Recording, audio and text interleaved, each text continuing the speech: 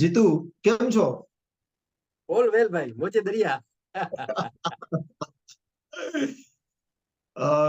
જીતુ, આમ તો હમણાં થોડા દિવસમાં તારો બર્થડે આવે છે, એટલે આ બર્થડેમાં મારા ખ્યાલથી કદાચ જો હું ભૂલતો ના હોઉં તો મે બી યુ આર ટર્નિંગ 40 કા 40 અપ છે, તારે હવે થશે સ્ટાર્ટ.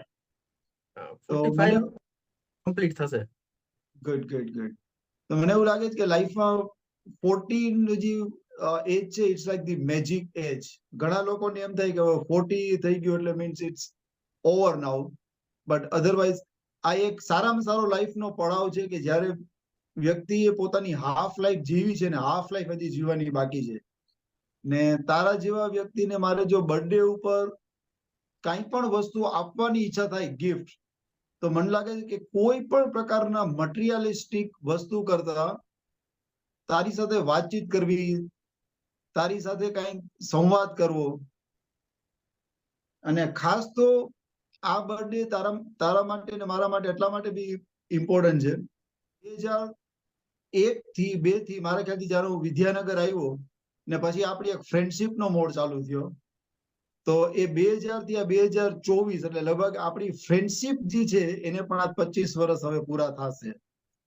ને આ 25 યર્સમાં તારે બી લાઈફમાં ઘણા બધા અપ એન્ડ ડાઉન્સ આવ્યા છે, મારે બી લાઈફમાં અપ એન્ડ ડાઉન્સ આવ્યા છે, પણ સમહાઉ ફોર સમ રીઝન આપણે થ્રુ આઉટ આ 25 યર્સ એકબીજાના એટલીસ્ટ ટચમાં તો રહ્યા છીએ. વર્ષમાં એક વખત ફોન તો કર્યો છે એકબીજાને. તો તને જન્મદિવસની એડવાન્સમાં હું મારા તરફથી શુભેચ્છા આપું છું.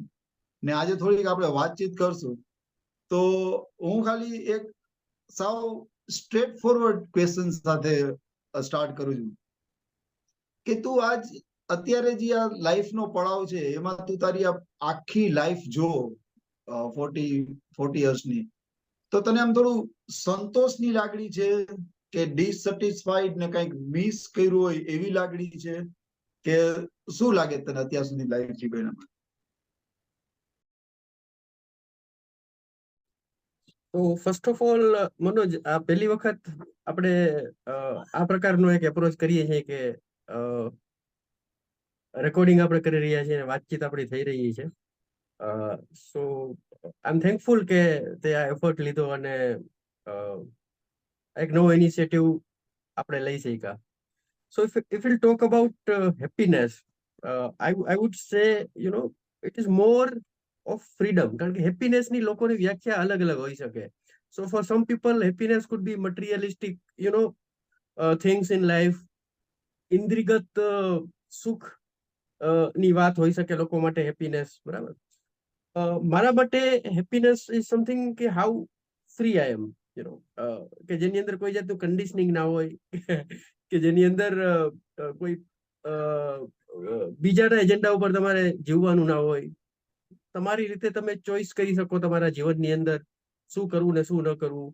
સો yes, that way I am very much happy કે હું મારા જીવનની અંદર નિર્ણયો લઈ શકું છું ઇન્ફ્લુઅન્સ થયા વગર, અને સંપૂર્ણ ફ્રીડમ સાથે હું જીવન જીવું છું.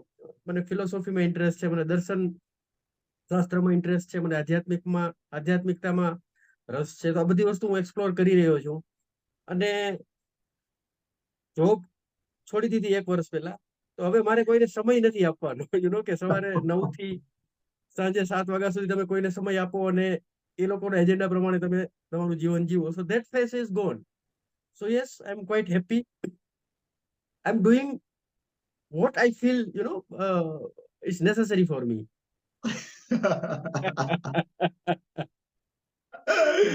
એટલે જીતુ, એકચ્યુઅલી એવું કહેવાય કે જો તમારો પોતાનો લાઈફમાં ગોલ સેટ ના હોય તો તમે બીજાના જ ગોલ એચીવ કરવા માટે તમારી લાઈફ જીવી નાખો, ને પોતાનો એજન્ડા ફિક્સ ના હોય તો તમે બીજાના એજન્ડાના પાર્ટ થઈ જાઓ. That's true. પણ હું છે ને એકચ્યુઅલી આજે બધી ખાલી હળવાશમાં વાત કરવા માંગુ છું. એટલે મેં તારી એકચ્યુઅલી આખી જે આ લાઈફ જર્ની જોઈ છે એમાં એક વસ્તુ તો મને ખબર છે કે જ્યારે તું એક સમયે બહુ કીન રીડર હતો ને અત્યારે બી કદાચ હોઈશ, કે જે દરરોજના અમુક નંબર ઓફ પેજીસ વાંચવા એટલે વાંચવા, જેની પોતાની એક લાઇબ્રેરી હોય, લાઇબ્રેરી એટલું નહીં, એમાં બુક્સ હોય, સિલેક્ટેડ બુક્સ હોય, એમાં ખાલી વાંચન બીજાને બતાવવા માટે નહીં, તો વાંચન પછી ચિંતન કરવાની, મનન કરવાની પેલી ઈચ્છા હોય. તો મેં એક તારો આખે આખો ફેઝ જોયું છે. તો આ તું અત્યારે કે છે કે હું સેટિસ્ફાઈડ છું ને બહુ લાઈફ મજા કરું છું, તો એમાં તારું આ વાંચન જે છે એનો કે કોઈ બુક્સ નો પર્ટિક્યુલર કે કોઈ વ્યક્તિનો એવું ઇન્ફ્લુઅન્સ કે કોઈ રોલ લાગે તને?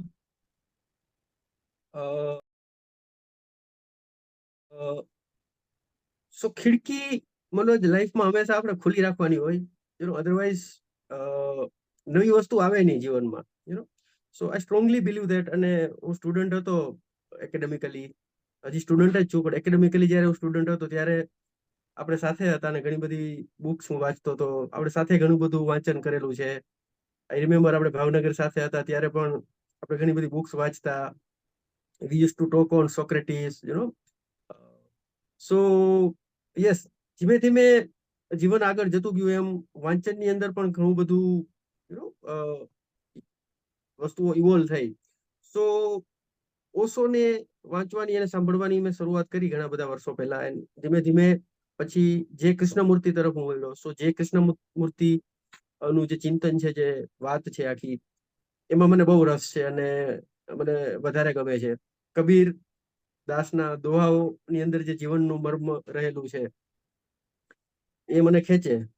કબીરના દોહા વાગતા હોય એટલે હું બધું કામ મૂકીને શાંતિથી પેલા એને ન્યાયપૂર્ણ સાંભળું, એના ઉપર વિચાર કરું. રમણ મહર્ષિ અને મેં છેલ્લા કેટલાક સમયથી એના વિશે વાંચન અને ઓડિયો સાંભળવાનું ચાલુ કર્યું છે.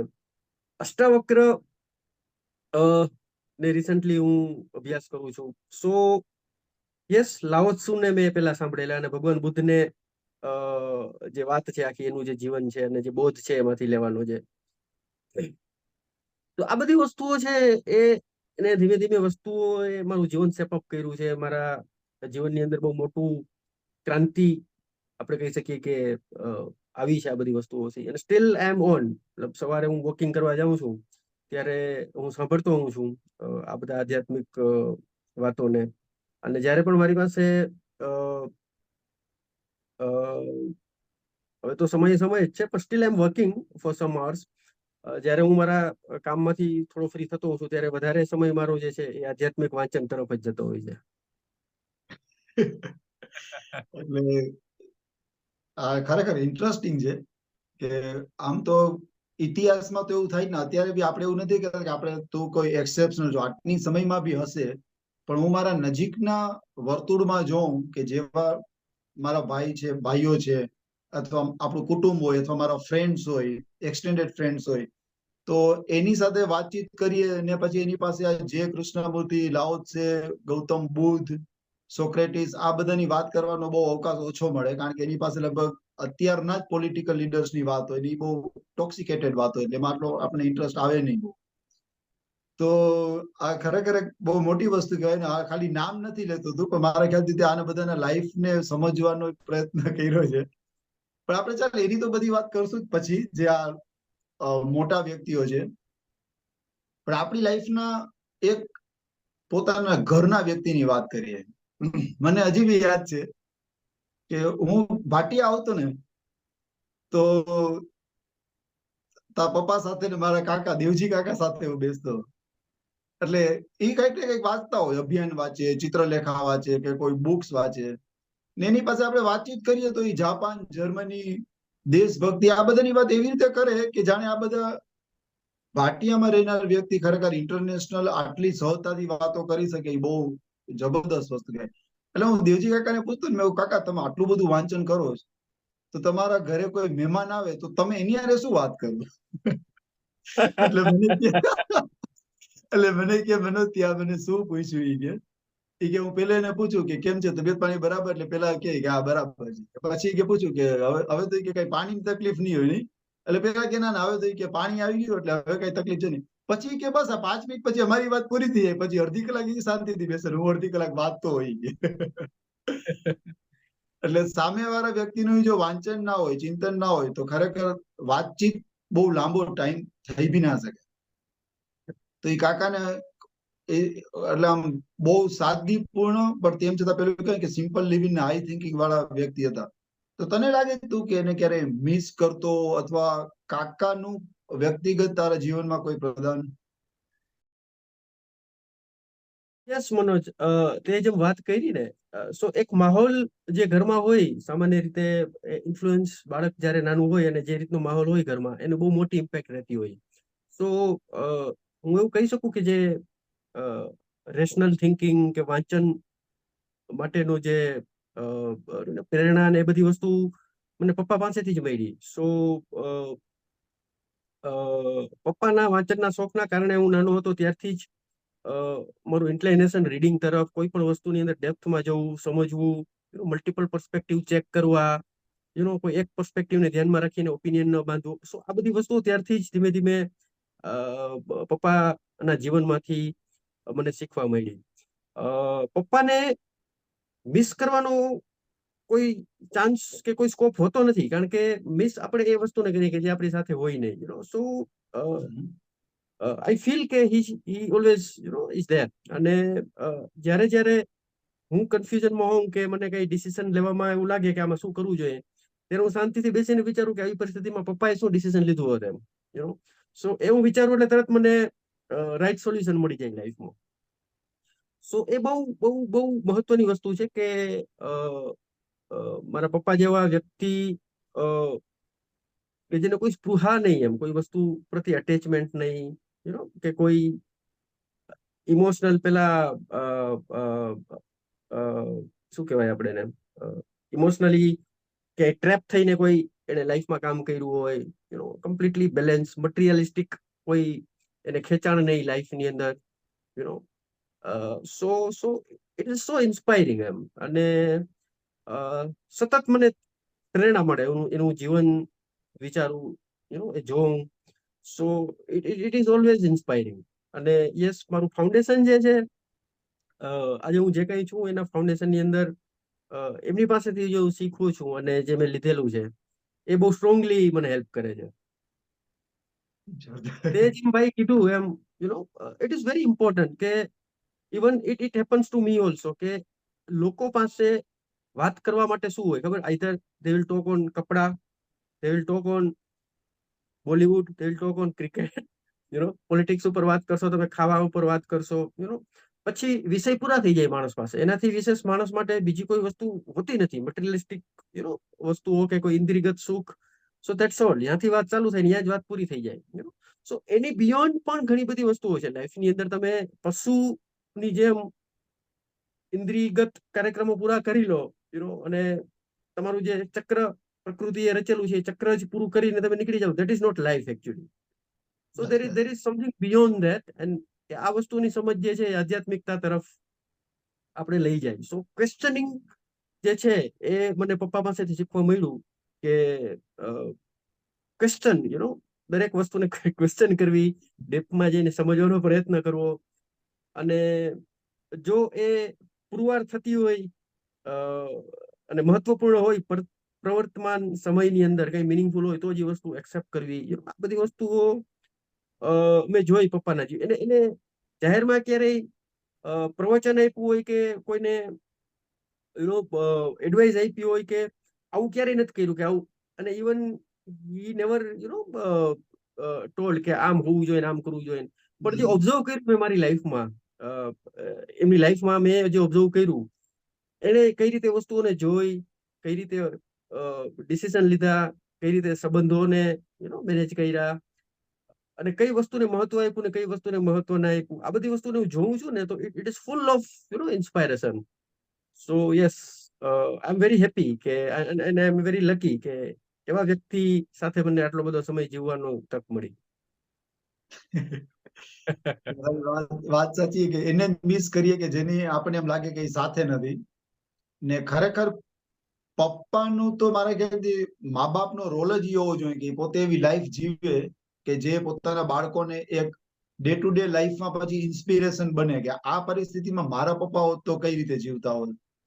એટલે કાકાનું તો બહુ ખરેખર જબરદસ્ત લાઈફ સ્ટાઈલ હતી. પછી તો તું અત્યારે બહુ ઠરેલો મેચ્યોર લાગે છો.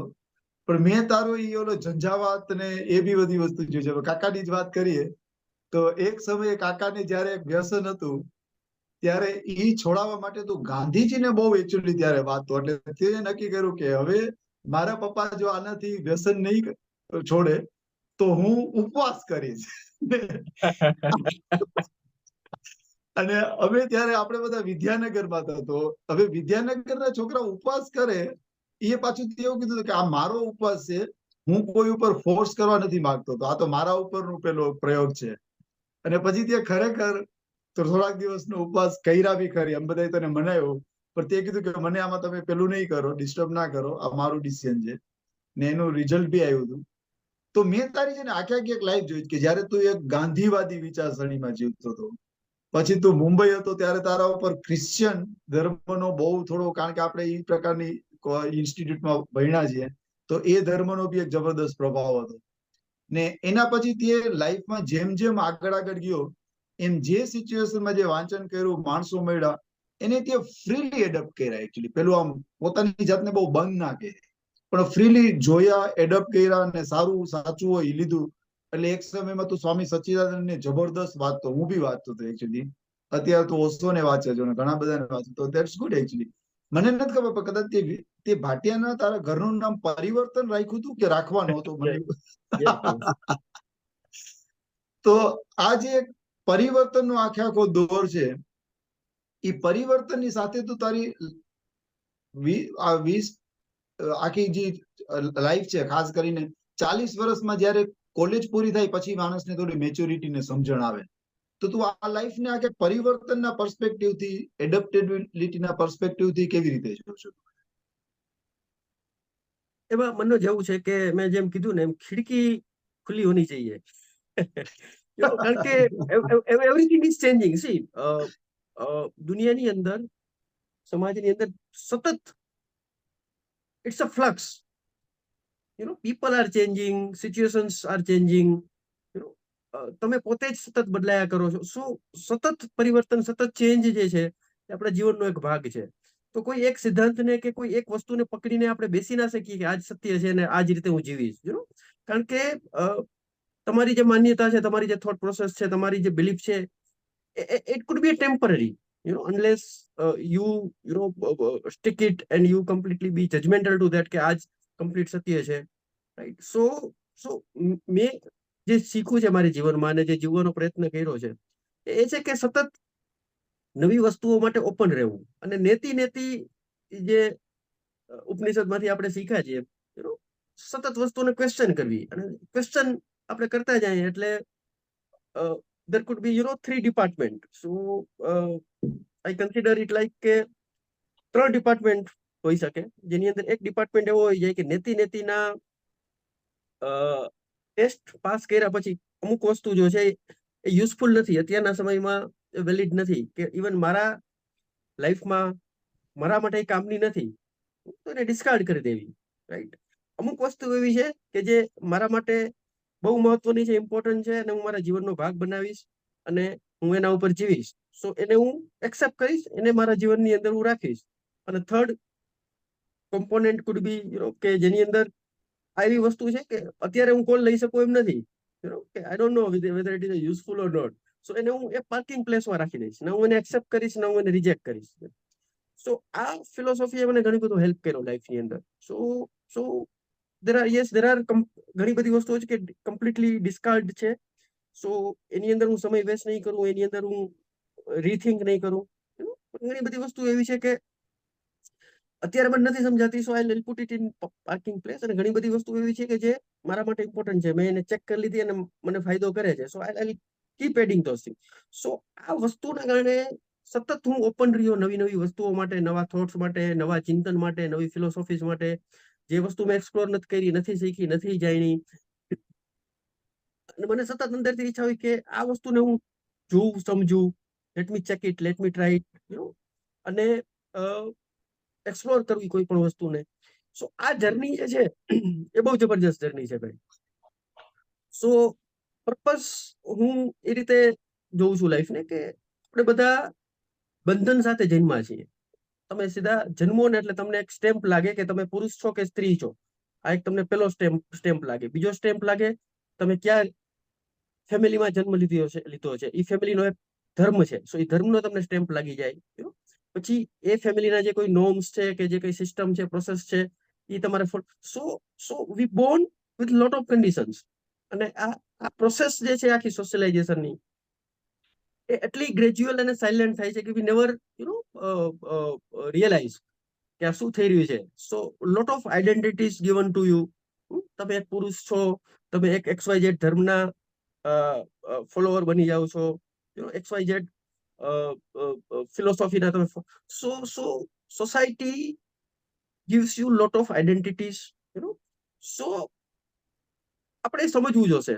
હું કે આ બધી વસ્તુઓની પ્રોસેસની અંદર હું ક્યાંક બંધનમાં તો નથી આવી જતો, હું કઈ ખોટા કમ્પલ્શન્સમાં તો નથી આવી જતો, હું કે એવી વસ્તુઓ તો ફોલો નથી કરતો કે જે એકચ્યુઅલી મારા માટે ઇરિલેવન્ટ છે, પણ સોસાયટીએ મને આપી છે અને હું બ્લાઇન્ડલી એને ફોલો કરું છું. સો આધ્યાત્મિક જર્ની જે હું કરું છું એની અંદર હું એ જ શીખું છું કે કોન્સ્ટન્ટલી ક્વેશ્ચન કરવી વસ્તુઓને, અને તમામ જાતના કન્ડિશનિંગ જે હું કરી રહ્યો છું મારી લાઈફમાં, કે જેનું બહુ મોટી ઇમ્પેક્ટ છે. જે કૃષ્ણમૂર્તિને હું જયારે વાંચું છું અને એની જે આખો જે બોધ જે છે એની સાથે મારા જીવનને હું જોઉં છું, તો ઘણી બધી વસ્તુઓ શીખવા મળે છે. સો કમ્પ્લીટ કન્ડિશનિંગમાંથી કેમ મુક્ત થવું, અને સતત બંધનો વચ્ચે આપણે જે જીવીએ છીએ એના તરફથી મુક્તિ તરફની જે યાત્રા છે, એની અંદર સતત અવેરનેસ સાથે, હોશ સાથે, વિવેક સાથે કેમ આગળ વધવું. કારણ કે આપણે ઘણા બધા કામ જે દિવસમાં કરતા હોય છે, ડિસિઝન લેતા હોય છે, એમાં કેટલી બધી વસ્તુ આપણે બેહોશીમાં કરી નાખતા હોય છે, અને કેટલી બધીની મોટા ભાગની વસ્તુ ઇનફેક્ટ બેહોશીમાં જ કરતા હોય છે. કોન્શિયસલી તો બહુ ઓછું આપણે ઓબ્ઝર્વ કરીને શાંતિથી વિચારીને કોલ લેતા હોય છે, ડિસિઝન લેતા હોય છે. સો આધ્યાત્મિક જર્નીમાં હું એ જ વસ્તુ ભાઈ શીખો છું અને એ વસ્તુ કરવાનો પ્રયત્ન કરી રહ્યો છું કે સતત કેમ હોશને બનાવી રાખવો, સતત કેમ વસ્તુઓને ઇવેલ્યુએટ કરવી, સતત કેમ વસ્તુઓને ક્વેશ્ચન કરવી, સતત કેમ વસ્તુઓને જો ઓબ્ઝર્વ કરવી અને લાઈફમાં આગળ વધવું. એટલે સીધો આ એકચ્યુઅલી એવો વિષય છે કે જે વિષયમાં મને લાગે આપણે કલાકોના કલાકો, આખી આખી નાઈટો વાત કરી શકીએ ને એન્જોય કરીએ. ખાલી એવું નહીં કે ચર્ચા કરીએ, પણ તું જે આ વસ્તુ કે તે બહુ નવી વસ્તુ કીધી કે ખરેખર લાઈફમાં અનનેસેસરી શું છે, નેસેસરી શું છે, પાર્ક કેટલી કરી શકાય છે. ને આવું અમુક ફિલ્ટ્રેશન જો રાખ્યું હોય તો લાઈફ બીકમ ઇઝી એકચ્યુઅલી. તો કારણ કે આપણને ખબર નથી, પણ આપણે લગભગ 60-70% અનનેસેસરી વસ્તુમાં ઉલઝા હોઈએ ને લાઈફ જાય. એનીવે, બધાની ઈચ્છા હોય કે આવી ફ્રી ને એકદમ મસ્ત મોલાના લાઈફ જીવે. પણ હવે હું તને એકદમ સાવ ગ્રાઉન્ડેડ પ્રશ્ન પૂછું છું કે તું બી કોઈ પેલો સંન્યાસી વ્યક્તિ તો છો નહીં, હે ને બધાનો પ્રશ્ન એ જ હોય કે ભાઈ અમારે બહુ બધી સામાજિક જવાબદારીઓ છે, અમારે સમાજ છે, આ છે. તો હવે તું એક દીકરીનો બાપ બી છો. અત્યારે બધા કહેતા હોય કે ભાઈ અમારે દીકરી છે ને હજી પરણાવવાની બાકી છે. તું એક માનો દીકરો બી છો ને તારા લગ્ન થયા તો તારી પાસે ચેતના ભાભી એટલે કે પત્ની, પતિ ને બી તારી છે. તો આ 3 રોલ છે એકચ્યુઅલી તારી પાસે. વાત તારી યારે કરીએ તો એવું લાગે કે તું એકલો મોલાના મસ્તાન છો, પણ એવું નથી એકચ્યુઅલી. તું બાપ બી છો, પતિ બી છો ને દીકરો બી છો. તો હવે તું તારી ઈચ્છા પ્રમાણે લાઈફ જીવ, ત્યારે બાકીના 3 લોકો બિચારા કોમ્પ્રોમાઇઝ કરે, એડજસ્ટ કરે, કંટાળી જાય તારી સાથે, કે they are with you or they have been just left behind somewhere. આ બહુ સારો પ્રશ્ન છે ભાઈ, કારણ કે ultimately we live in a society, right? Society એ મોટું સ્ટ્રક્ચર છે, ફેમિલી એક નાનું યુનિટ છે કે જ્યાં તમે એકચ્યુઅલી તમારું જીવન રેગ્યુલરલી લોકો સાથે ઇન્ટરેક્શન ની અંદર પસાર કરો છો. સો મારા હિસાબથી આ એક બહુ મોટું એસિડ ટેસ્ટ છે કોઈ પણ વ્યક્તિ માટે કે જે ખરા અર્થમાં આધ્યાત્મિક જર્ની કરતું હોય છે અને નેતિના આધારે જીવનને જીવવાનો પ્રયત્ન કરતું હોય છે. So it is acid test actually. પણ એટ ધ સેમ ટાઈમ એ સમજણ પણ ધીમે ધીમે આપણે આવે છે કે we are connected actually, right? But we are not attached. So there are roles. ફેમિલીની અંદર તમારા અલગ અલગ રોલ છે. તે જેમ કીધું એમ, એક રોલ ફાધરનો છે, એક રોલ હસબન્ડનો છે, એક રોલ સનનો છે. So the person should be very much aware. તો હું અવેર છું એ વસ્તુની લઈને કે મારો ક્યાં કેટલો રોલ બને છે, ક્યાં મારે શું કરવાનું છે. અને આ રોલ કોઈ ફિક્સ નથી. આ રોલ જે છે ને ભાઈ, એ સતત ઇમર્જ થાય છે, સતત ઇવોલ્વ થાય છે. આજથી 20 વર્ષ પહેલાનો કોઈ બાપ હોય એનો રોલ ડિફરન્ટ હતો, અત્યારના ડિજિટલ યુગમાં જે બાપ છે એનો રોલ આખો ડિફરન્ટ છે.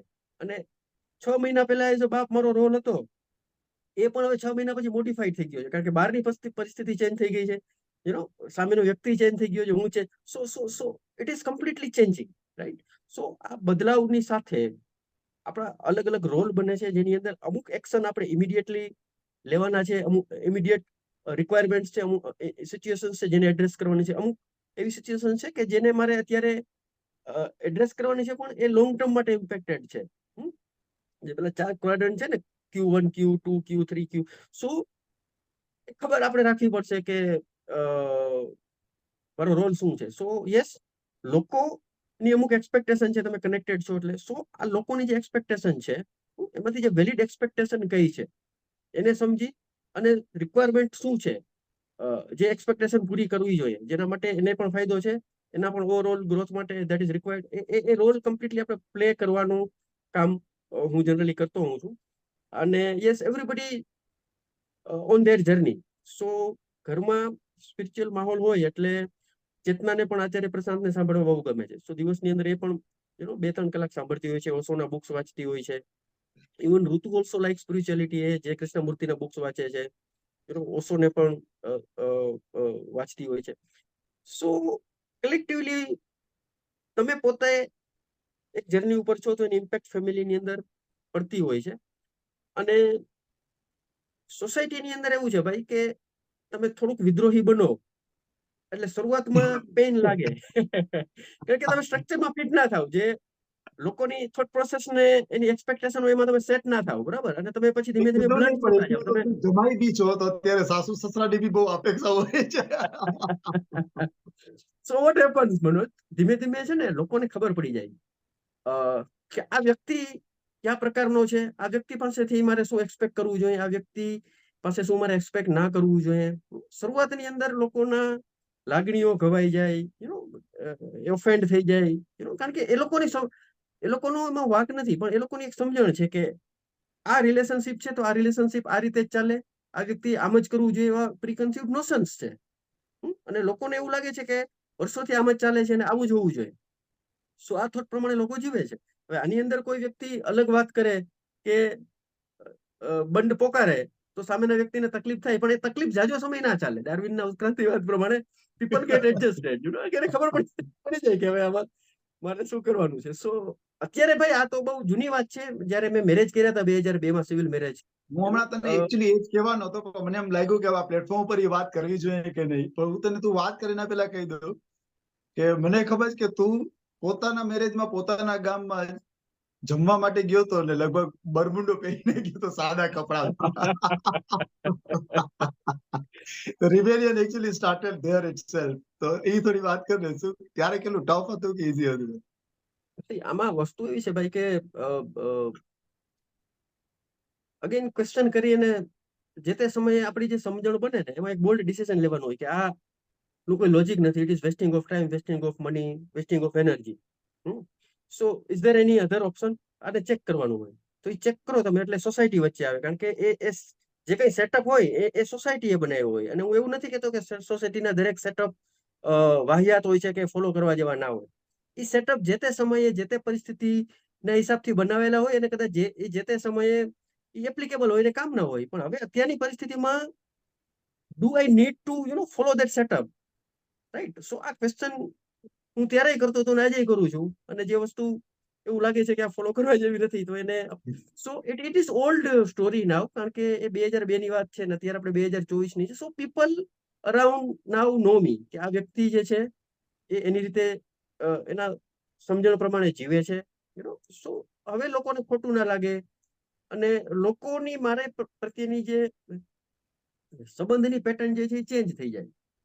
પછી લોકો મારી સાથે બહુ ઓછી વાત કપડાની કરે, બહુ ઓછી વાત ખાવા પીવાની કરે, અને લોકો એક્સપેક્ટેશન ના રાખે કે હું કોઈના પ્રસંગોમાં જાઉં કે કારણ કે એને ખબર છે કે આ વ્યક્તિ કોઈ મતલબ નથી. Yes, but at the same time જ્યાં એવું લાગશે ને એવી હજારો વસ્તુ કદાચ કરવી પડે લાઈફમાં કે જે તમે નથી યોગ્ય સમજતા, but to play a role એ બીજા માટે એ ટેમ્પરરી એ વસ્તુ કરવી પડતી તો એ કરી લે અને ત્યાંથી નીકળી જવાનું. સો અટેચ ક્યાંય ન થાય આપણે અને વસ્તુઓ કરતા જાય. અને આપણું કેન્દ્ર અંદર છે, મારું કમ્પ્લીટ, મારે જે કઈ કાર્યક્રમ કરવાનો છે એ મારી અંદરની વસ્તુ સાથે કરવાનો છે. સતત હું ઓબ્ઝર્વ કરું મારા થોટ્સ ને, મારા ઇમોશન્સ ને, એ મહત્વનું છે. સો people are adjusted now. Even I am also, like that only.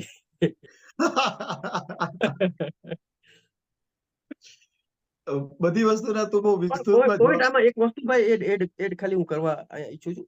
So Yes. ક્યાંય આખી વાતની અંદર હું એવું નથી કહેતો કે હું જે કહું છું કે મારા જે વિચારો છે એ જ બરોબર છે કે એ જ કરવું જોઈએ.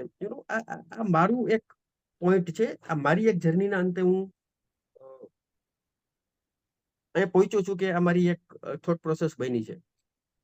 આઈ વુડ જસ્ટ એડવોકેટ કે દરેક વ્યક્તિ આ જર્ની કરે અને પોતે ચેક કરે કે એ જે કરે છે ને એકચ્યુઅલી એમાં કેટલું તથ્ય છે. તમે કોઈ પણ વસ્તુને વિચારો નહીં રેશનાલિટી ઉપર, ડેટા ઉપર, લોજિક ઉપર, અને બ્લાઇન્ડલી કોઈ વસ્તુ ફોલો કરો, એન્ડ ધેટ ક્રિએટ્સ એકચ્યુઅલી બંધન.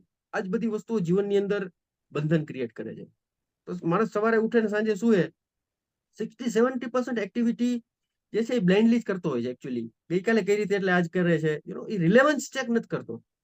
સો હું લોકોને એ જ કહેતો હોઉં છું કે યુ ચેક, તમે આજે કરો છો એ શું કરો છો. જે કૃષ્ણમૂર્તિનું સરસ મજાનું પુસ્તક છે, what are you doing with your life. Everybody should read that book. So કયું પુસ્તક છે? પાછું એક વખત બોલ ને. What are you doing with your life. Okay. જે કૃષ્ણમૂર્તિનું પુસ્તક. સો હું એડવોકેટ એ જ કરું છું કે વિચારો, સમજો, ક્વેશ્ચન કરો, ચેક કરો. હવે તો તમારી પાસે મોબાઈલ છે. આપણે જયારે વિદ્યાનગરમાં ભણતા હતા ત્યારે ભાઈ કાકા લાઇબ્રેરીમાં આપણે કોઈ પુસ્તક વાંચવું હોય તો એ કોઈ આગલો વ્યક્તિ લઈ ગયો હોય તો આપણે વેઇટ કરવું પડે કે 15 દિવસ પછી જમા કરે પછી આપણે એ પુસ્તક મળે ને આપણે વાંચીએ. સો હવે તો એવો સીન છે નહીં. Everything is on your mobile. So why don't you check the things. સાચી વાત છે. અને એ ચેક તમે કરશો અગેન, એના પછી તમારો માઇન્ડસેટ જે છે એ ન્યુટ્રલ નથી.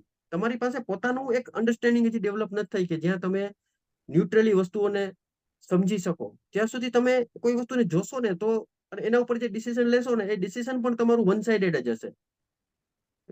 શું તમારે વાંચવું પડશે. શરૂઆતમાં તમારે થોડું તમારી મેં જેમ કીધું ખિડકી ખુલ્લી રાખવી પડશે. અને એના માટે શરૂઆતમાં તમારે થોડું સ્પિરિચ્યુઅલ જર્નીમાં આગળ વધવું પડશે, જેમાં તમે શરૂઆત કરો. આચાર્ય પ્રશાંત ને હું બહુ સારી રીતે એપ્રિશિએટ કરું છું, કારણ કે અત્યારના સમયમાં બહુ સારી રીતે અત્યારના લોકોના જે પ્રોબ્લેમ્સ છે એને સમજી અને ગીતાના માધ્યમથી કઈ રીતે બોધ લઈ અને જીવનને સમજવું અને જીવનની અંદર સંઘર્ષ કરીને આગળ વધવું. એ લાઓત્સે ઉપર વાત કરે છે, બુદ્ધ ઉપર વાત, સો સનાતન ધર્મ ઉપર વાત કરે છે, વેદાંતના બહુ મોટા એ કર્મઠ છે. સો બહુ જબરજસ્ત છે. સો એડવોકેટ કે તમે દિવસની અંદર એટલીસ્ટ અડધી કલાક આચાર્ય પ્રશાંતને સાંભળો. હજારો વિડીયો એના ફ્રી અવેલેબલ છે યુટ્યુબ ઉપર. તો જીતુ, તો હું એકચ્યુઅલી બધી વસ્તુનો ખુલ્લા દિલથી ને વિસ્તૃત જવાબ આપણને એકચ્યુઅલી સાંભળવાની મજા આવે છે. પણ હું તારી પાસે એકદમ શોર્ટમાં આ વસ્તુનો જવાબ માંગુ છું. મે બી વન વર્ડમાં, કે જીતુને એક વર્ડમાં જો ડિસ્ક્રાઇબ કરવો હોય તો what that word would be? આમ અ ટ્રાવેલર ભાઈ. જર્ની ચાલુ છે. તો એટલે બસમાં બેઠા છીએ, ઉતરવાની ઈચ્છા થાય તો બોલ. આઈ એમ એક્સપ્લોરર, આઈ એમ અ ટ્રાવેલર. ઓકે, બસમાં બેઠા છે, ઉતરવાની ઈચ્છા થશે તો બી કઈ ચિંતા નથી, પણ બેઠા તો સિનરી જોતા જવાની, એવું છે. અને એટ ધેટ ટાઈમ બસ જે છે એ 2 કલાક માટે કે 4 કલાક માટે છે. એટલે સીટ સાથે અટેચ નથી થવાનું, કે બસના કલરથી પ્રભાવિત નથી થવાનું, કે બસના કંડક્ટરથી પ્રભાવિત નથી થવાનું. So it's a journey. Nothing to attach here. વસ્તુઓને જોવાની છે અને મોજ કરવાની છે લાઈફમાં. મોજ કરવાની છે, તો એના માટે હું તને એક જસ્ટ ખાલી જાણવા માંગુ છું કે લગભગ આ આટલા વર્ષની જર્નીમાં મેં તને જેટલી વખત ફોન કરું ને, હું નોર્મલી ફોન કરું, અમુક વ્યક્તિ એવા છે કે હું નોર્મલી ફોન કરું એમ ગેટ ઇન ટચ, એ ફોર્માલિટી વાળી ટચ નથી કે ફોન નહીં કરીએ તો ખોટું લાગી જશે, કે એનો બર્થડે યાદ રાખવો પડે, કે એનિવર્સરી યાદ રાખવી પડે, ને એના ઉપર ના કોલ કરીએ, પલો કોલ ના જાય તો મોઢું ઉતરી જાય, એવા આપણા સંબંધ નથી. પણ હું તારી સાથે નોર્મલી જયારે કોલ કરું તો કેમ છે, તો કે મોજે દરિયા. તો મોજે દરિયાનું તે સિક્રેટ શું છે? જિંદગીનો આનંદ અને સિક્રેટ શું છે? સિમ્પલી કે જે રીતે લાઈફ તમારી સામે આવે છે ને એને તમે લો અને એમાં તમે સંઘર્ષ કરો, એમાં તમે આગળ વધો. દેટ ઇઝ મોજે દરિયા. સી વેન મોજે દરિયા ઇઝ નોટ ધેર. આ વસ્તુ હું શીખો છું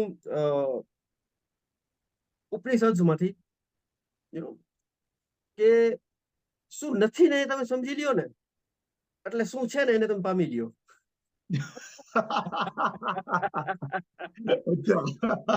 મોજે દરિયા શું નથી ખબર? જયારે તમે સ્ટક થઈ ગયા ઇમોશનલી કોઈ વસ્તુમાં, જયારે તમે સ્ટક થઈ ગયા કોઈ વ્યક્તિમાં, કોઈ વસ્તુમાં, કોઈ સિચ્યુએશનમાં, યુ નો, કે તમે એક્સપેક્ટેશન બાંધી બેઠા બહુ મોટી, યુ નો, કે તમે કોઈ વસ્તુ એક્સેપ્ટ ના કરી શક્યા, then you are stuck, then you are not into મોજે દરિયા. Okay. In this moment you મોજે દરિયા. હું મનોજ સાથે વાત કરું છું તો મોજે દરિયા. હમણાં આપણો કાર્યક્રમ પૂરો થઈ જશે, હું જમવા બેસીશ તો જમવામાં મોજે દરિયા. પછી ઋતુ આવી છે તો એની સાથે થોડીક વાર મોજ કરીશ તો એ મોજ. સો ઈચ મોમેન્ટ ઇઝ મોજે દરિયા ભાઈ. એના માટે કોઈ સિલેક્ટિવ કોઈ એપ્રોચ નથી કે આવું થાય ને તો મોજે દરિયા. યુ નો, એક ક્ષણ તમને જે મળે છે ને, આ બહુ મોટી ઉપલબ્ધિ છે ભાઈ. યુ નો, આજે તમે 45 વર્ષ સુધી જીવી ગયા ને, અને દરેક ક્ષણ તમને જે મળી છે ને, સો સવારે હું પ્રકૃતિમાં જાઉં છું ને ત્યારે એ કેટલું બધું શીખવે છે આપણે.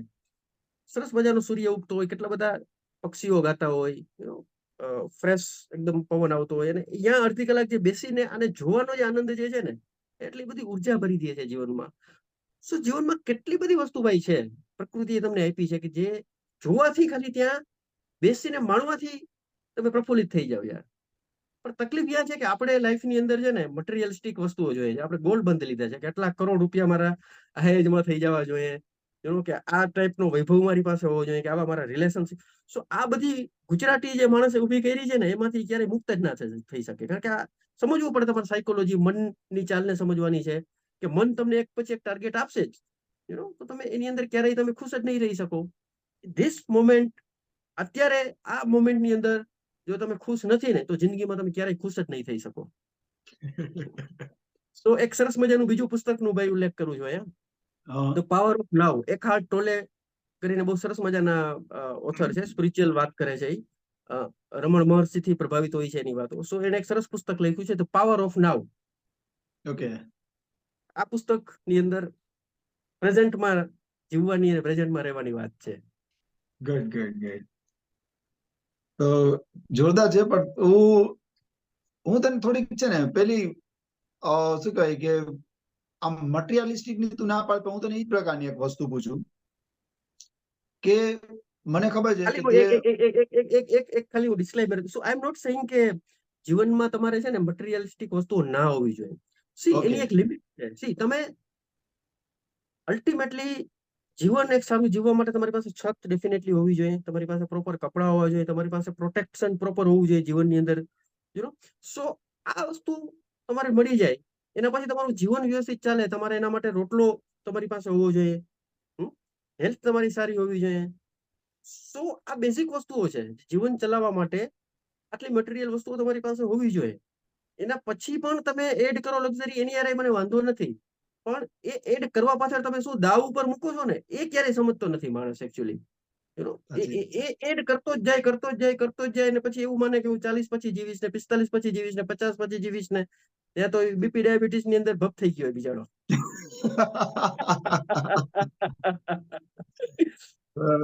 સાચી વાત છે. એટલે મને એકચ્યુઅલી આટલી બધી કઈ વધારે ખબર ના પડે, પણ હું નોર્મલી મારા ફ્રેન્ડ્સ ને કહેતો હોઉં કે તમે પ્રોગ્રેસ કરો તો થોડું એની સાથે રિફ્લેક્ટ બી કરો. નહીં તો જો તમારે મટીરિયલિસ્ટિક પ્રોગ્રેસ થાય તો પણ મનનું પ્રોગ્રેસ ના થાય, સ્વભાવનું પ્રોગ્રેસ ના થાય, તો પહેલે તમે મારુતિ 800 માં ઝઘડા કરો અને પછી મર્સિડીઝ બેન્ઝમાં ઝઘડા કરો.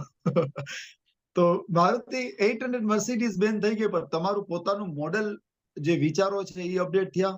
જો એ અપડેટ ને વિચારોનો અપડેટ થવાનો મતલબ કે તમારે કંઈક એક એન્જોયમેન્ટ, પીસ, હાર્મની, મોજે દરિયા લાઈફમાં લાગે છે, દેન that's good. Otherwise બહુ ટફ છે એકચ્યુઅલી. તો તે આમ તો જીતું વાત કરી છે, પણ steel if you want to just મને કે હું તને જે પૂછતો હતો એકચ્યુઅલી કે મુંબઈની આટલી પ્રેસ્ટીજ બહુ પ્રીમિયમ શું કહે કે સારામાં સારી ઇન્સ્ટિટ્યૂટ એજ્યુકેશન ઇન્સ્ટિટ્યૂટમાંથી સ્ટડી કરી ને આટલા વર્ષનો બેઝિકલી એક્સપિરિયન્સ બન્યા પછી, પ્રોફેશનલ એક્સપિરિયન્સ બન્યા પછી, now person would normally plan for the career 2.0 કે જ્યાં એની 6 ડિજિટમાં સેલેરી હોય, એકદમ બધી લક્ઝરી મળતી હોય ને બહુ પોતે પ્રોફેશનલી રિનોન્ડ કે અથવા તો આમ ટૂંકમાં ટેક્સ લગાડી દીધા હોય ને એવું બધું હોય. એની જગ્યાએ તારી પાસે એજ્યુકેશન છે, એક્સપિરિયન્સ છે, સ્કિલ સેટ સારામાં સારું છે ને you are actually like the mature and talented person, and still તે એક આ લાઈફમાં ઠહેરાવ લાવ્યો છે લાઈફમાં. તો તને શું લાગે કે is it wise decision or like not wise? આમાં મનોજ એવું છે કે આ જે એક લાઈફ સ્પેન મળ્યો છે ને આપણે, તમે 50 વર્ષ જીવો, 60 વર્ષ જીવો, 70 વર્ષ, સો એક તમને એક ઓપોર્ચ્યુનિટી મળી છે.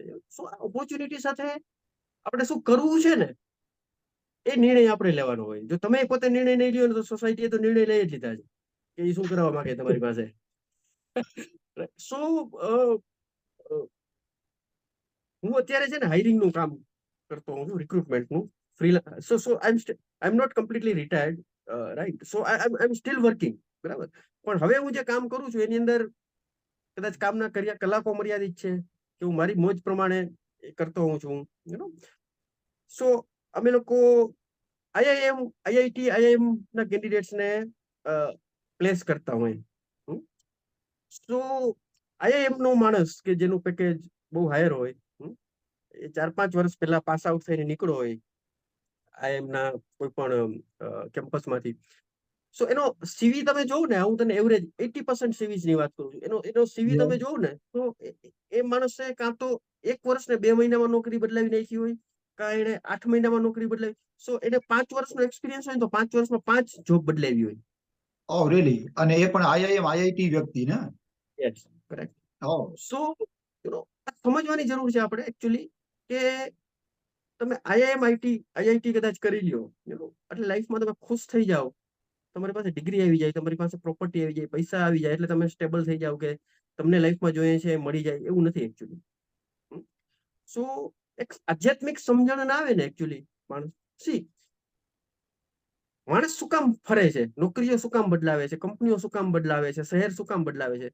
સો ધેર ઇઝ અ બિગ અનરેસ્ટ. માણસની અંદર એક બહુ મોટી ઝંખના અને અતૃપ્તિ છે, ફેક્ટ છે, બરાબર? હવે એને સમજણ નથી પડતી કે આ ઝંખના અને અતૃપ્તિ શું છે. એટલે એને એવું લાગે છે કે હું કંપની બદલાવી નાખું ને તો હું ખુશ થઈ જઈશ. એને એવું લાગે કે હું રિલેશનશિપ બદલાવી નાખું ને, અત્યારે મારી ગર્લફ્રેન્ડ આ છે એનો હું બદલાવી નાખીશ ને તો મને ખુશી મળી જશે. એને એવું લાગે કે હું 2 BHK માં રહું છું, 3 BHK લઈ લઈશ ને હું તો એમાંથી મને ખુશી મળી જશે. એને એવું લાગશે કે હું 3-4 વર્લ્ડ ટૂર કરી આવીશ ને તો હું ખુશ થઈ જઈશ. પણ રિયાલિટી એ છે કે આ બહારની વસ્તુઓ જો એને ખુશી આપી દેવાની હોત ને તો એને ઘણા સમય પહેલાથી જ આમાંથી ક્યાંક ને ક્યાંક ખુશી મળી ગઈ કે અલ્ટિમેટ જે રિયાલિટી છે ને એને મળી ગઈ હોત. સો અતૃપ્તિ જે છે, જે ઝંખના જે છે, એની અજંપો જે છે એનો, રાઈટ, એ બહારની વસ્તુઓમાં પૂરો નથી થવાનો. સો જે અંદર એનું જે સ્ટ્રક્ચર જે છે, જેને તમે આત્મા કહો કે જે તમારે કેવું હોય, સો એને તૃપ્તિ જોઈએ છે, એ તૃપ્તિ જે છે એ મુક્તિ દ્વારા જ મળી શકે. અને એના માટે સ્પિરિચ્યુઅલ જર્ની સિવાય કોઈ બીજું ઓપ્શન નથી. કારણ કે બારે વસ્તુઓ બદલાય રાખે. સો તમે એ દરેક વસ્તુ ટેસ્ટ કર્યા કરો ને પછી તમને ખબર પડે કે આમાંય મજા ના આવી, આમાંય મજા ના આવી. સો મને આ વસ્તુની સમજણ મારા મિડ કેરિયર ની અંદર વાત કરી, બરાબર? હું આઈસીઆઈસીઆઈ સાથે ઘણો સમય કામ કર્યું ત્યારે મને વસ્તુઓ સમજાણી ધીમે ધીમે, સ્પિરિચ્યુઅલ જર્ની. સો આ વસ્તુઓના અંતે મને સમજાણું કે મોટી કંપનીઓમાં જાઉં, મોટા ડેઝિગ્નેશન ઉપર જાઉં, મોટા સિટીમાં જાઉં, મોટી જવાબદારી ઉપર જાઉં, સો આ બધી વસ્તુઓ શું એડ કરશે મારા જીવનમાં? વધારે પૈસા એડ કરશે, સોશિયલ સ્ટેટસ એડ કરશે. સો શું આવું બધું જે લોકો પામે ને બેઠા છે અત્યારે, એ લોકો કેટલા ખુશ છે એ મેં જોવાનો પ્રયત્ન કર્યો. સો એ રાત્રે 10 વાગે કોલ કરતા હોય એનો ટાર્ગેટ પૂરો ના થયો હોય તો એની ઘરવાળી સાથે એના રિલેશનશિપ સારા ના હોય, એના બાળક સાથે શાંતિથી વાત. સો ધ પોઈન્ટ ઇઝ આ બધી વસ્તુઓના જોયા પછી મને એવું લાગ્યું કે આ બધી વસ્તુઓથી કદાચ મારે જે શાંતિ જોઈએ છે કે મારે જે પીસ જોઈએ છે કદાચ આ બધી વસ્તુઓમાં નહીં મળે. સો આઈ પ્લાન કે ભાઈ જીવનમાં પૈસાનું મહત્વ જરૂરી છે. સો પૈસા તમે કમાયા કરો, પણ તમારા તરીકાથી પૈસા કમાયા કરો. તમે સારી રીતે સેવ કરો અને બાકીનું જીવન જીવો, અને જે ખરા અર્થમાં તમને પીસ આપે ને એવી વસ્તુ તમે કરો. સો હું બહુ ખુશ છું આ બધી વસ્તુઓથી. અને જે દોગલાપન વાળું જે જીવન હોય છે કોર્પોરેટનું, એને બહુ નજીકથી મેં ઓબ્ઝર્વ કર્યું છે. અને ઘણો બધો સમય મેં પોતે જીવન જીવવું છે, અને પછી મને એમાંથી ઊબ આવવા માંડી. સો આ બધી વસ્તુઓથી દૂર છું, હું ખુશ છું. અને ઓછો સમય હવે ઇકોનોમિક એક્ટિવિટી માટે, કે આર્થિક વસ્તુઓ માટે મારા જીવનનો ઓછો સમય હું આપું છું, અને વધારે સમય જે છે જે જીવનમાં એકચ્યુઅલી એક્સપ્લોર કરવાની વસ્તુ જે છે એમાં હું સમય આપું છું. તો આ મજાની લાઈફ છે ભાઈ. અને મને કોઈ એવો ગિલો શીખવો નથી કે ભાઈ મેં ચાલુ કામ રાખ્યું હોત શું હું કેટલો બધો આગળ નીકળી ગયો. કારણ કે એ મને ખબર પડી ગઈ કે એ આગળ નીકળી જવાથી શું લાઈફમાં એડ થાય, અને જે લાઈફમાં એ એડ થાય ને એનું મૂલ્ય કેટલું છે, આ વસ્તુ મને સારી રીતે સમજાઈ ગઈ. Seriously that's like the essence of life જેવી વસ્તુ છે. એટલે તે આ બહુ ખરેખર સાચી વાત કરી કે વ્યક્તિ આટલું બધું કરે છે. એક વસ્તુ એડ કરી દઉં, અટકાવું છું, સોરી તને. એટ ધ સેમ ટાઈમ હું એવું પણ નથી કહેતો કે તમારે સંઘર્ષ નથી કરવાનો. આજે કોઈ 20-25 વર્ષનો માણસ છે ને, એ જ્યાં સુધી એનું જીવન સેટ નહીં કરે, એ ધક્કા નહીં ખાય, પડશે નહીં, આખડશે નહીં, ત્યાં સુધી એ પાકશે નહીં. શું લોકોએ સંઘર્ષ તો કરવાનો જ છે. કોઈ વસ્તુ તમે વાંચી લો અને કોઈ કહી દે અને તમે કોઈ ચેન્જ કરો લાઈફમાં, તો એ સસ્ટેનેબલ ચેન્જ નથી. ઘણા બધા લોકો જોબ છોડી દેતા હોય 6 મહિના પછી રિગ્રેટ કરતા હોય એના કરતા. સો તમે જે કંઈ કરો છો લાઈફમાં, એ કેના આધારે આવે છે, તમારી પાસે કયા પ્રકારની સમજણ છે, એ ઇમ્પોર્ટન્ટ છે. સો તમે એક સારું જીવન જીવી શકો, તમે એક તમને સંતોષ થાય ને તમે સારી રીતે ફિનાન્શિયલી તમારા અને તમારા ફેમિલીને નિભાવી શકો, એવું જીવન જીવવા માટે તમારે જે પેલા સંઘર્ષ કરવાનો છે એ તો તમારે કરવાનો જ છે. એનાથી તમે નાસીપાસ ના થઈ શકો. એના પછી અને સાથે સાથે સમજણ કેળવીને તમારે આ પ્રકારના ડિસિઝન જો તમને યોગ્ય લાગતું હોય તો તમે લાઈફમાં લઈ શકો. Yes, sorry. એટલે તું કદાચ ખબર નહીં મારી સાથે સહમત થા કે નહીં, હું તો ખાલી મારી સમજણ તને શેર કરું છું કે આપણે એમ કહીએ કે સંઘર્ષ કરવાનો જ છે, પણ મને તો ઘણી વખત એવું બી લાગે કે આ બહારની બધી વસ્તુ આપણે ફિક્સ કરવાનું વાત કરીએ એના કરતા અંદરની વસ્તુઓ બધી જે ફિક્સ કરવી એ મોટો સંઘર્ષ છે. એટલે ખરેખર તો લોકો એ સંઘર્ષથી ભાગે જ છે, એટલા માટે પછી બહાર એ બધું ફિક્સિંગમાં લાગી જાય ને આફ્ટર ઓલ એને ખબર પડે કે see the entire world cannot be fixed for your happiness, right? આ કરોડો માણસો, આટલું વેધર. હવે હું ઇન્ડિયામાં હતો ત્યારે 45-50-46 ડિગ્રી હતું અમદાવાદમાં. હું નેક્સ્ટ ડે જયારે અહીંયા લેન્ડ થયો ત્યારે અહીંયા 0 ડિગ્રી હતું. તો હું થોડું વેધરને ફિક્સ કરી શકું, પણ હું મારી જાતને ફિક્સ કરી શકું કે 0 હોય કે 50 હોય, પણ લેટ્સ અંદરનું એક એર કન્ડિશનિંગ આપણું એવું હોય કે જે બધું શાંત હોય ટૂંકમાં. એટલે તારી વાત સાચી છે એકચ્યુઅલી. એટલે બારે જેમ આપણે બધું ફિક્સ કરવાની કોશિશ કરીએ એમ પોતાનો સ્વભાવ, પોતાની હેબિટ્સ, પોતાની બધી જે વસ્તુઓ છે, કઈ વસ્તુ ગુસ્સો અપાવે છે, કઈ વસ્તુ ખુશી અપાવે, એ બધી બી થોડુંક જોઈએ તો ઇટ્સ એકચ્યુઅલી ગુડ લાઈફ. તો તારા જેવો વ્યક્તિ છે તો હમણાં થોડા ટાઈમમાં બર્થડે આવશે અથવા તો માન કે આવા જે ઇવેન્ટ્સ આવે, શું તારું નોર્મલી પ્લાન હોય આ પ્રકારના બર્થડેઝમાં? આમાં મનોજ એવું છે કે આ બધા ડેઝ નક્કી કર્યા છે આપણે, બરાબર, ઠીક છે, પણ અલ્ટિમેટલી બોધ અને સમજણ છે ને એ મહત્વનું છે. તમે ગમે એટલે વર્ષના થઈ જાવ ને અને તમે સેલિબ્રેટ કરો, the fact is death is coming. તમે ધીમે ધીમે મૃત્યુની નજીક જઈ રહ્યા છો, કરેક્ટ? સો મૃત્યુની શરણમાં તમે જાઓ ને એના પહેલા જાગી જવા માટે, એના પહેલા સમજણ માટે, વિવેક માટેની જર્ની માણસે ચાલુ કરી દેવી જોઈએ. That is the only thing I will સે.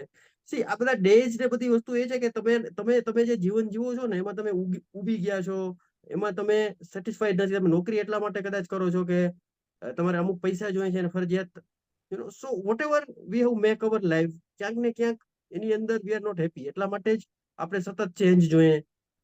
એટલા માટે જ આપણે સતત કોક માણસોની કંપની જોઈએ, આપણે મૂવીઝ જોવા જવું જોઈએ, આપણે એન્ટરટેનમેન્ટ જોઈએ.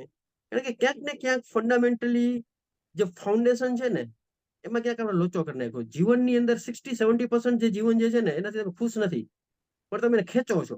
એટલા માટે તમારે આવું બધું જોઈએ લાઈફની અંદર કે આવું કંઈક આવે તો મને ચેન્જ મળે. સો 60-70% ને જ્યાં સુધી માણસ ફિક્સ ના કરે ત્યાં સુધી આવા ડેઝ ની જરૂર પડે તમારે. બટ હું તો એવું કહું છું કે each moment is your day.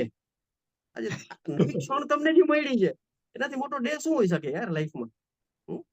Best moment તમને મળી જેની અંદર તમે વાઇસલી ચૂઝ કરી શકો કે તમારે શું કરવું લાઈફની અંદર. સો it is a greatest gift. સાચી વાત છે. મને લાગે છે એક સેકન્ડ, એટલે live in the moment. અત્યારે બધા માણસો બિચારા મૃત્યુનું નામ પડે તો બીવે, પણ મને લાગે ત્યાં મોકલાયું હતું કે ખબર નહીં મને ક્યાંથી મળ્યું હતું, પણ મેં એક ઓશોની આખી સિરીઝ પૂરી કરી હતી કે ધ આર્ટ ઓફ ડાઇંગ, મેં મૃત્યુ સિખાતા હું. એટલે મેં મૃત્યુ સિખાતા હું જે સિરીઝ પૂરી કરીને એને ખરેખર જીવવું કેમ એ ખબર પડે. It's actually very contradictory. તો બહુ એટલે મજા આવી. હવે જો આમાં શું છે કે નથી તું હસ્તી કે નથી હું હસ્તી, પણ વ્યક્તિ પોતે ધારે તો આપણે બી આ એક અર્થનો પાર્ટ તો છીએ જ. ને બેઝિકલી આજે તો આપણે ખાલી આ ઇન્ટરેક્શન નું કારણ એ હતું કે મે બી આફ્ટર 20 years 25 years આપણે જીવતા હોઈએ ને ત્યારે આપણે આપણો થોટ પ્રોસેસ આખો કઈ રીતે ઇવોલ્વ થયો. આપણે જયારે યંગ હતા અથવા તો મિડલ ઓફ ધી એજ હતા ત્યારે આપણા થોટ શું હતા, પછી એમાં કઈ પરિવર્તન આવ્યું તો એ પોઝિટિવ પ્રોગ્રેસિવ આવ્યું કે પછી નેગેટિવ આવ્યું, આપણને બધું કરી શકીએ. અને this is like these are like the checks of bank કે આપણે કદાચ એકદમ 60-70 માં ટીવી ઉપર આ બધું રેકોર્ડિંગ જોઈએ then we will enjoy, right? અને હું બહુ નેગેટિવ વ્યક્તિ નથી, પણ મે બી કે વી ડોન્ટ નો કાલે કદાચ મારી ગેરહાજરી હોય, તારી ગેરહાજરી હોય ને આપણે એકબીજાને જો આ જોઈએ તો બી these are like the most memorable moment of the life કે જ્યારે આપણે વ્યક્તિને પાછા જોઈ શકીએ. તો મારી ખબર નહીં, પણ સ્પોન્ટેનિયસ ઇટ વોઝ થોટ કે જીતુ સાથે એક વખત વાતચીત કરવી જોઈએ. ને નોર્મલી ફોન ઉપર વાત થાય તો એ આપણા બંનેની વાત હોય, પણ એને રેકોર્ડ બી કરીએ, થોડું આપણે પ્રિઝર્વ બી કરીએ. and I truly enjoyed this conversation. મને પણ મજા આવી ભાઈ, મને પણ મજા આવી. એટલે હું એવી મારા તરફથી તને શુભેચ્છા આપું છું કે તારી આ જે સ્પિરિચ્યુઅલ જર્ની છે એમાંથી હજી તું આગળ વધ. એકચ્યુઅલી આમાં છે ને કોઈ જગ્યાએ આગળ વધવાનો સંકલ્પ જ આપણને પછી ડીમોટિવેટ કરે. તો એમાં હું નથી કહેતો કે આગળ વધ, પણ જ્યાં છો તે મજા કર.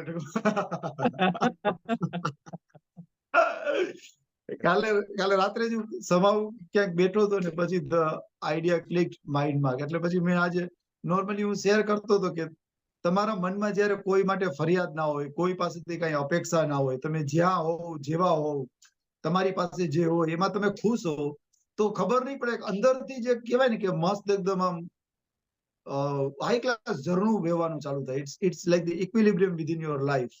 તો બહુ ફર્સ્ટ ક્લાસ એને એન્જોય કરી આપણે. સુપર. તો મને તારી સાથે ખરેખર વાત કરવાની મજા આવી ને આપણી હવે it's beyond the brotherhood. Actually આ તો ફ્રેન્ડશિપ છે આપણી મસ્ત એકદમ સંબંધોની જોરદાર. We will definitely be in touch. Anything you would like to say in the last? Nothing much ભાઈ, enjoyed talking to you. That's good. સરસ. ચાલ તો પછી ફરી પાછું happy birthday every day. Happy every day. Every moment. Bye bye. Bye by.